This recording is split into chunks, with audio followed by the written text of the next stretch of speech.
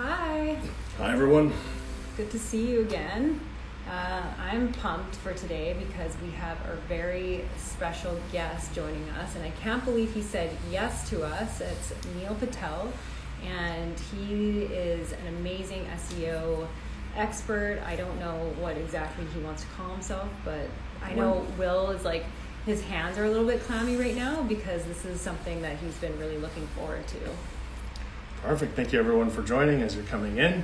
Neil Patel, we'll bring him in momentarily. He just asked to join.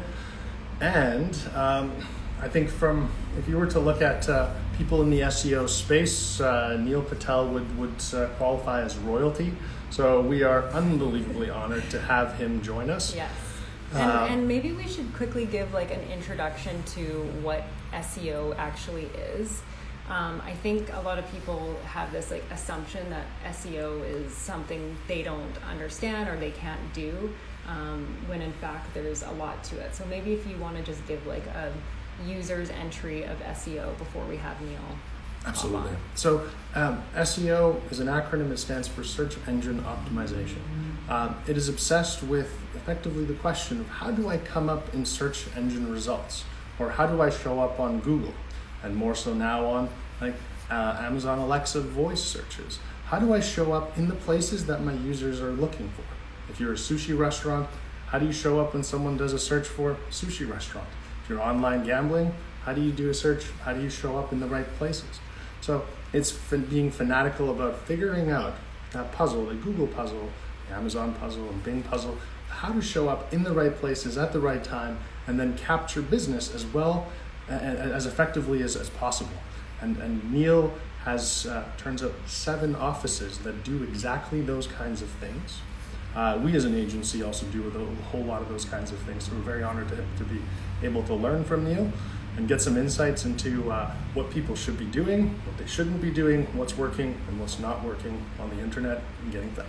Awesome. Okay, well, let's bring him on and hear what he has to say.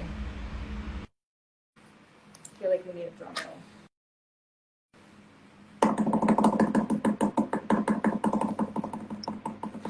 There we go. Hey, how are you? Hello, Mr. Patel. How are you? I'm good. Thank you for having me. Thank you so much for joining. We're very, very excited to have you. I'm not sure how much of the introduction you've heard, but we admire a lot of the work you do. And maybe we'd love to hear a little bit more. There we go. Tim's going to direct me in. Yeah, we want to know what you call yourself because like some people don't like being called guru or expert, but you're in the SEO space and we would consider you an expert, but what do you call yourself? And you can't say Neil Patel. Father, marketer, entrepreneur, usually one of those, husband, average Joe. Perfect. Student. Someone just mentioned in the comments, Neil is everywhere. Few average Joes show up in so many places. How many things do you have on the go? Like between your blog, neilpatel.com, your agency, your speaking engagements, it sounds like you have a number of different analytics engagements and different companies over time. How many operations, how many things do you have on the go at any given moment? I don't know. I look at it as all as one thing. So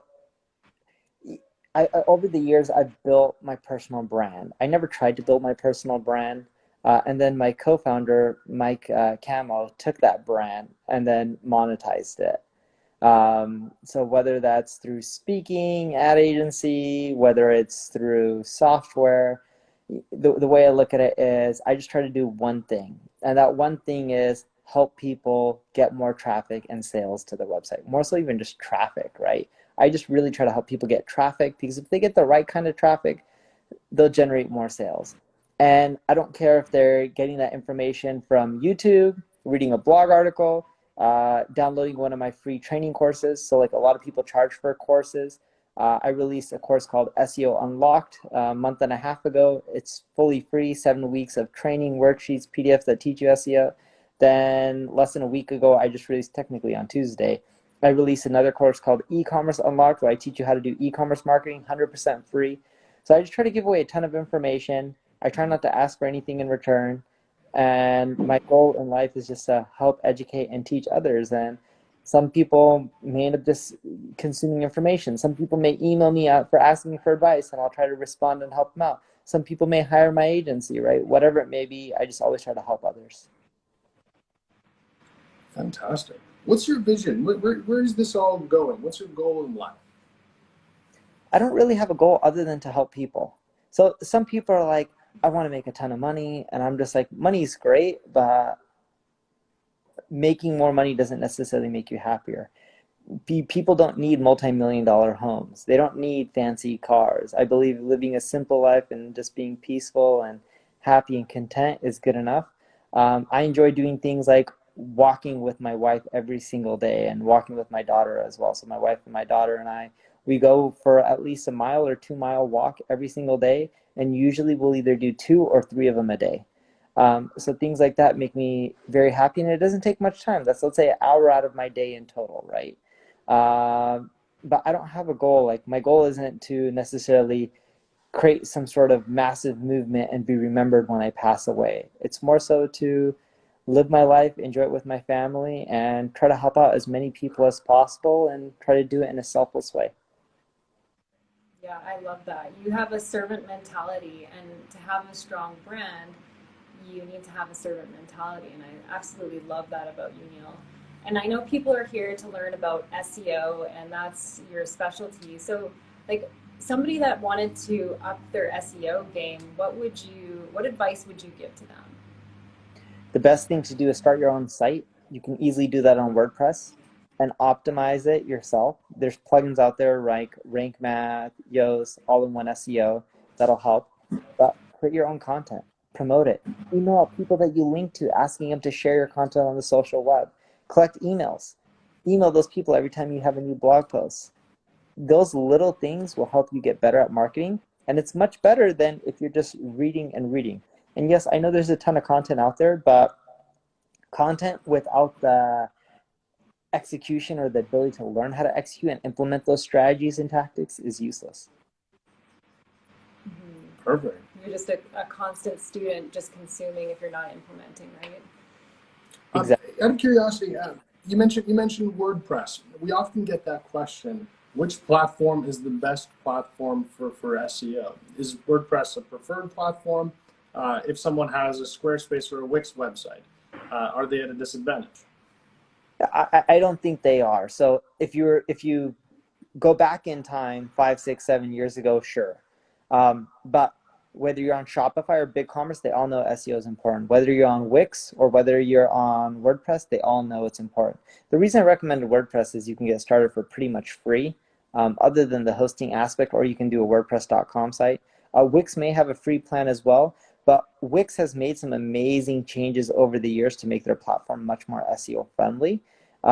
With WordPress, you can get a lot of plugins and extensions to adjust not just the design, but the functionality without paying developers. And that's why I tend to use WordPress myself. But that doesn't mean that WordPress is the right fit for everyone else. Yeah, everyone seems to be, a lot of creatives seem to be using Webflow right now. What do you think about that program? Yeah, it's really popular. It's booming fast. There's also Squarespace that's been booming as well. But they're all great options, and I don't necessarily think one is better than the other. The only reason, again, I use WordPress is if you have a specific site and you're going to want to make a lot of changes, like, oh, I want to do a quiz here, or I want to do certifications, or I want to do a calculator here, I want to do format. You usually can find a plugin that'll do it for you, which will save you a ton of money.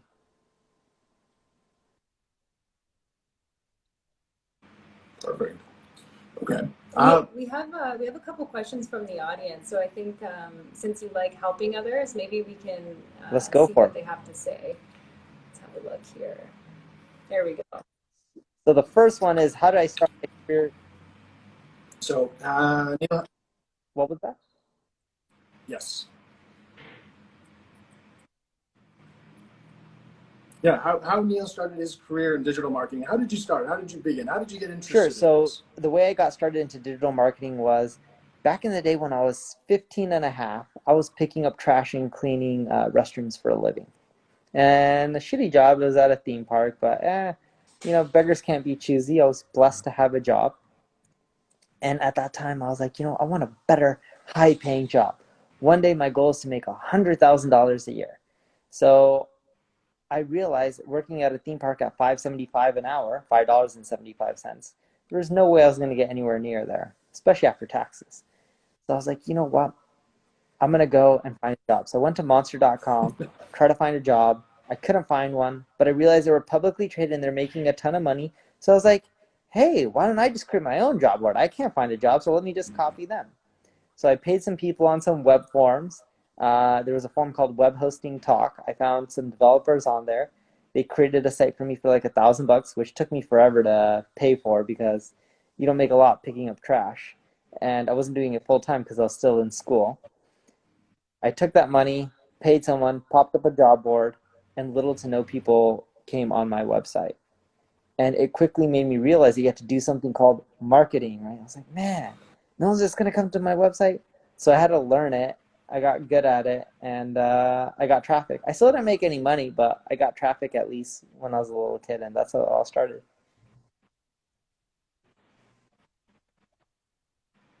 That's awesome. So did you just become addicted to marketing It after was that? my drug. So, I'm not saying there's anything wrong with drugs or not. I don't do drugs, but it was my form.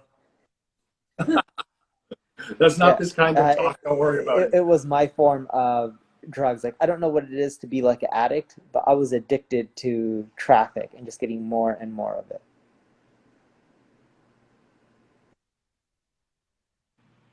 Fantastic. So, if you were to give, we work and we often field questions, and I'm sure you do too, from people who are at that starting point, that square, that first, that square one. Uh, what what advice would you give them? If there's like two or three bits of advice that you would give them on how to begin, what would you give them? So after they've started their website. After they have their website, maybe that's the first part. They already have their website, but what's the next two or three All right, things that they should so be doing? I have a free tool called Uber Suggest. Go put in a URL of your competition, and you'll see, and click on top pages in the left navigation bar. You'll see all their popular pages, and then go and create better versions of that. And when you create better versions of it, that's more detailed, more thorough, uh, so much more useful that people are like, wow, this is so amazing. I'm going to go and do something right now. I don't have any questions. So try to poke holes in your content when you're writing something more thorough, because if you cover every single edge case, you're going to be better off. And then from there, when you link out to people, let them know, email them, ask them to share it. And then when you do things like, email people and getting people to share, let them know that if they have content that they want you to share, you'll also do the same. Then what I want you to do is go and see who's shared competing articles or similar articles on Twitter and other social sites. You can even search on Twitter for dog food or whatever it may be, and you can see who's talking about what. Hit them all up, ask them to share your content as well, right? As long as it's related to what you wrote about. Those little two tactics will get you more traffic. Some people will either link to your articles, some people won't. And then on your site, the next thing I want you to do is start collecting emails. There's a lot of free tools out there that'll let you collect emails. I think AppSumo's free, Hello Bar. There must be a ton of WordPress plugins and sites that help you collect emails. And you can blast out emails with MailChimp for free and let people know every time you produce content. The next thing I want you to do is in Uber Suggest, go to your competitor URLs and see who links to them. It'll show you that. And then go reach out to all those sites and tell them how your content's more detailed, more thorough, and ask them to link out to you. Now, these little things won't necessarily get you a ton of traffic, but if you do this every single week for a year, you'll really start getting much more traffic.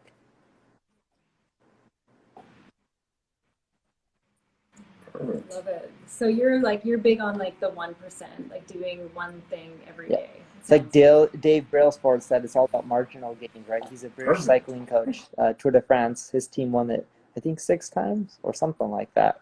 And his was all marginal gains. So he's just like, how do you win in the Tour de France?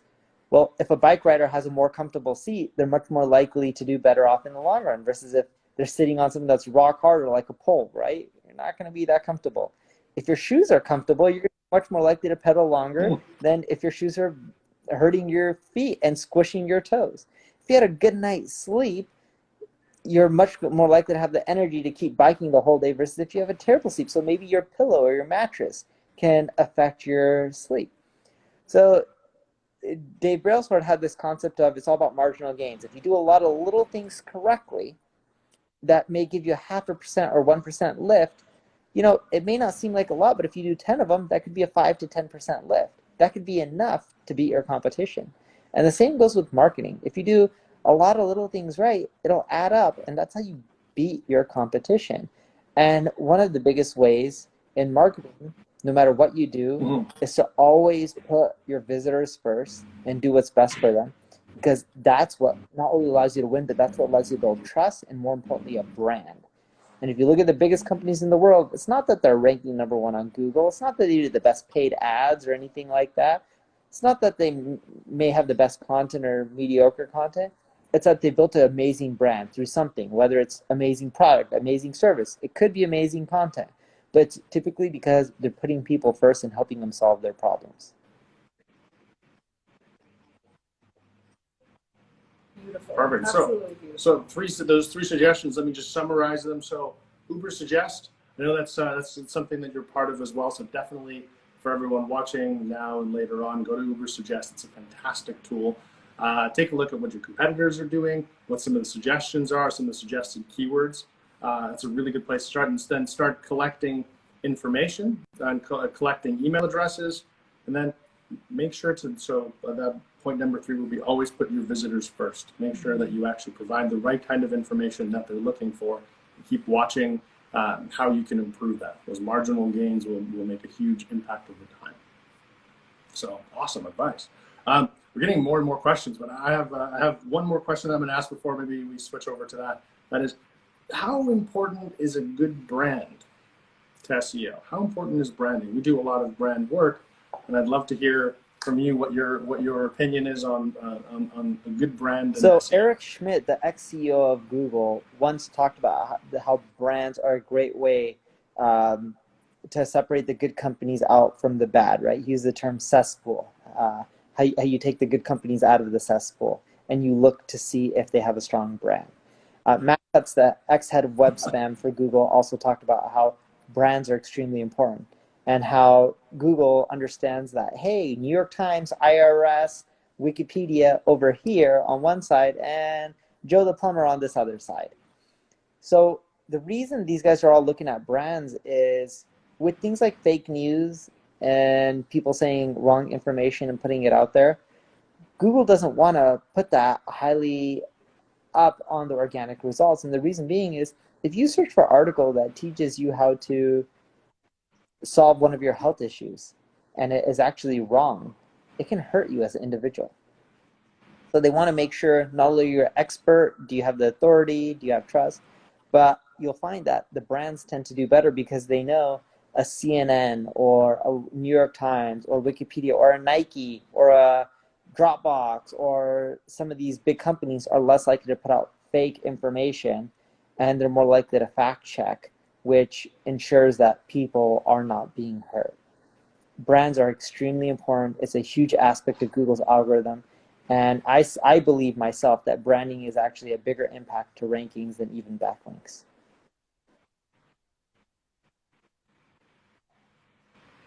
Perfect. Okay, I think that's fantastic. Did you want to jump into maybe a couple of the questions? Yeah, we have I think we had 50 questions on here, so we'll just answer a few more. What time do you have until, is That's fine with 11:30 me. okay? Okay. You are the easiest going guy. I love it. I think the thing that I got as we were watching more and more of your content is you're just a genuinely really nice person. And talking to you, I'm not sure what I was expecting, but you were every bit as nice as I could I don't know have if my hoped daughter would say that. Sometimes she gets mad at me because I don't give her what she wants. But other than that, I try to be nice. for. Oh, kids know how to squeeze everything out of you. She's How old is your one, daughter? but yeah, she does. I'm typically the one who actually gives her everything, and then my wife has to say no. Like yesterday, I gave her a taste of ice cream, and she's never had it before. My wife's like, "What are you doing?" I'm like, "I'm sorry." She wanted it, and then she kept chasing after me to keep giving her more.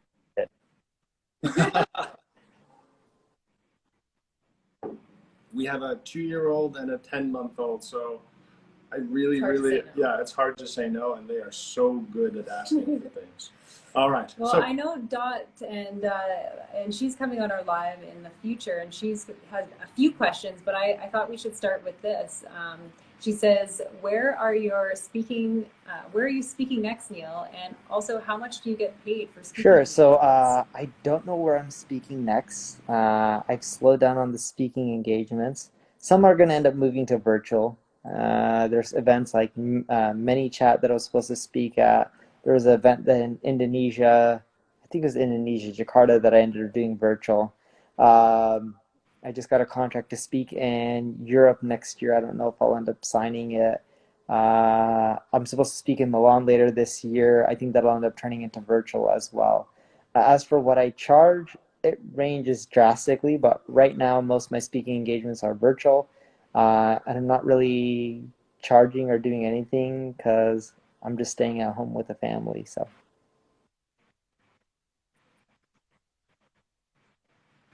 oh, wonderful. Yeah, I think a lot of people who follow us are also people who want to know more about getting into speaking or building a brand or getting into like what you do. So I think they're just trying to get an understanding of what the possibilities are. Maybe it's the equivalent of looking at publicly traded companies when you're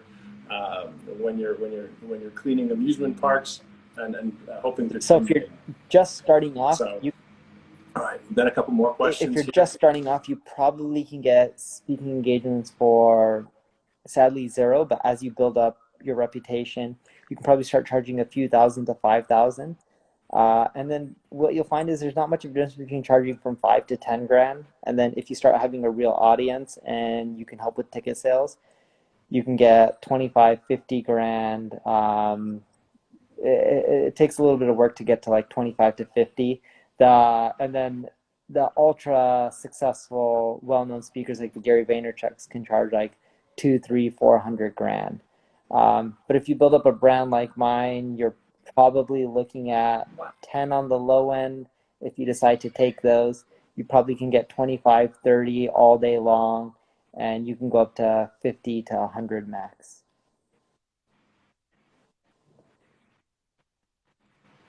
Wow. All right. So you can effectively earn a year's salary for a lot of people by doing a speaking engagement, plus the 10 to 20 years it takes to be as good as you are at what you do. So Yeah, well, that's a perfect segue into how to become a successful entrepreneur. I mean, we see all the bells and whistles and the shininess, but maybe we can have the reality. So tell us, Neil, how do you become a successful There's entrepreneur? one thing that I've learned over the years. It doesn't matter who you are, if you're Mark Zuckerberg or Elon Musk, we all make mistakes and we all have failures. Overall, you can still win, but we all have failures and it's natural. No one's perfect.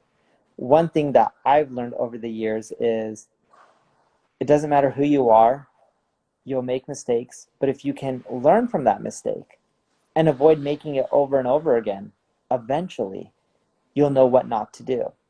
So when I first started out as an entrepreneur, I made so many mistakes. I lost so much money. You know, people could say, wow, you made all this revenue when you're under 21. You made like over $1 million. But yeah, I also lost it all too. And the key that I learned to life is I'm not the smartest person. I don't know more than most people. I actually know less than most people. But what I've learned is if you avoid making that mistake that you just made, and you can avoid making it over and over again, because eventually you'll make tons of mistakes. If you make 100 mistakes, but you've learned to avoid making each of them, eventually you'll run out of mistakes to make. And you'll still make them every once in a while because new ones will come up. But majority of the time, you'll be doing the right stuff. It's essentially process.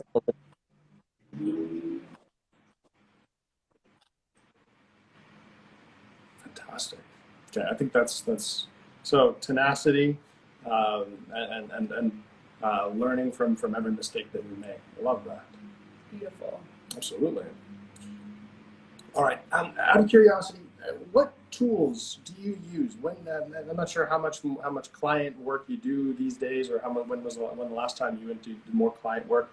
What kind of tools do you guys use? So outside of Uber Suggest, what kind of tools do you guys use for potentially for reporting or for for interfacing? I know a lot of people ask us those kinds of questions, and I'm curious whether you have uh, anything that you'd like to share. But funny enough, even though I don't go to the office, I'm heavily involved in strategy and client work because it's fun for me.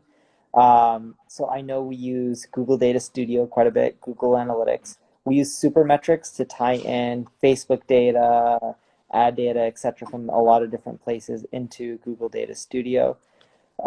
There's a lot of different reporting tools out there. We have subscriptions to Ahrefs, Moz, SEMrush. I don't know why we pay for all of them, but we really do pay for almost all of them.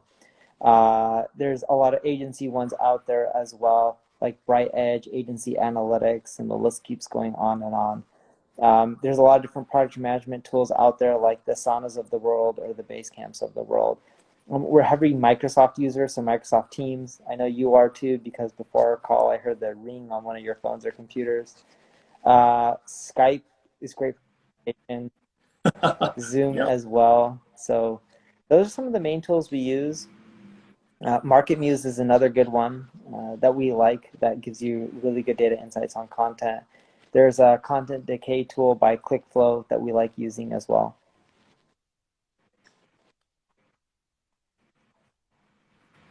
Cool. That's awesome. If since we're building our own CRM, I have a question. It's a little bit selfish, and I would love to know with your agency, if you did have a CRM, which you might have one, what would you want integrated in it? Like, what would be important for your agency? So I know we use Salesforce as our CRM. And we also use, have you heard of Workfront? Workfront? So which one? Workfront? I think Workfront No, I haven't. is CRM work. I'm looking it up right now. Workfront.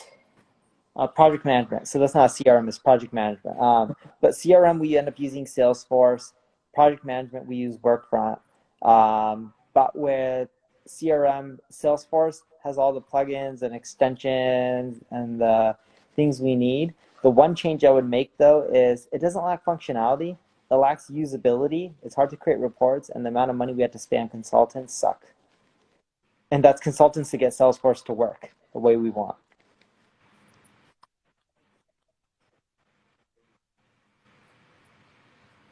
Okay. We're taking notes. Yeah. So yeah, in case you're seeing us look down, we're while we're Instagramming, I always tell people, don't worry, we're looking down, making notes, not actually Instagramming. But now it's in this case, we're actually doing Instagramming and taking notes. Awesome. Well, I feel like I don't want to take your time, because you've been so generous to actually come here and spend some time with us. Maybe if there's one last thing that you want to say to the audience, and then we can say goodbye. If I could impose for another couple minutes, I'd love to make sure that in case anyone has any questions, if you have a couple more minutes, otherwise we can wrap things up. Yeah, no problem at all. Perfect. Okay, let's. So if anyone has any dying, kind of burning questions, we'll take two more. Will's more generous with time than I am. Oh, there's actually there's one that she's for a PhD in SEO. Hold on, is copyright one? Oh, let's do this one. What are your tips for a personal brand? So I believe in the rule of 7 when it comes to branding, whether it's corporate branding or personal branding, in which when someone sees or interacts with your brand 7 times, they're much more likely to remember you, become an evangelist, become a diehard fan. So the key with personal branding or even corporate branding is omni-channel. You used to be able to build a business off of one channel before. Facebook grew through, going out there and scraping your email address book and inviting all your friends. Tony Robbins built his brand through public speaking and maybe books. LeBron James from basketball, right? And the list can go on and on.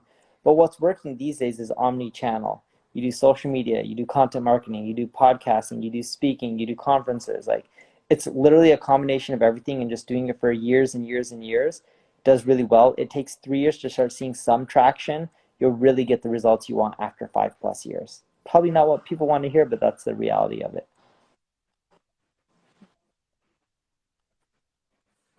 plus years. I love That's that. good. Do you tell your clients that too when you're creating like marketing plans for them and doing SEO for them? Do you tell them that it's going to take that long to get For the traction? clients, it usually doesn't take that long because they're not trying to build, let's say, a brand. But to get rankings, as you guys already know, you can do that quite quickly. It doesn't happen overnight or in a few months. Some sites it could happen within a few months, but most take 6 months to a year. And we let people know. And even if you're going after really competitive industries, it may not happen the first year. And we try to be 110% transparent, giving people projections, letting them know, and telling them to be patient. And if they're not, we tell them it's not right for them.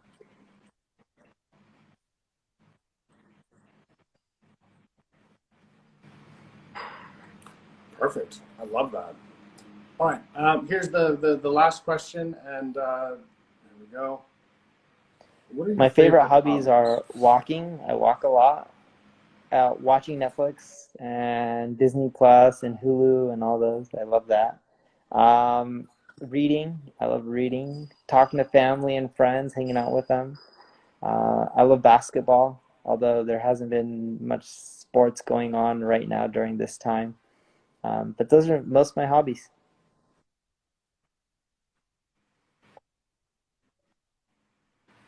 Fantastic.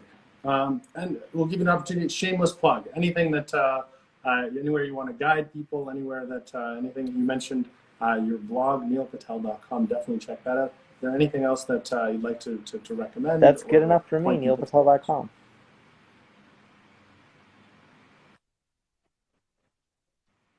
Wonderful. Well, sir, it has been an absolute honor. Thank you so very much. Um, I hope you guys got to ask some questions and you guys enjoyed the answers. We'll also be turning this into additional content and posting it on our YouTube and Facebook channel and Instagram TV. So check that out later on. But sir, thank you so much for your time, and we look forward to watching you Thank you for continue to having me. skyrocket. Really appreciate the time today. Hope you guys have a wonderful day. Have a great weekend as well with you and your family.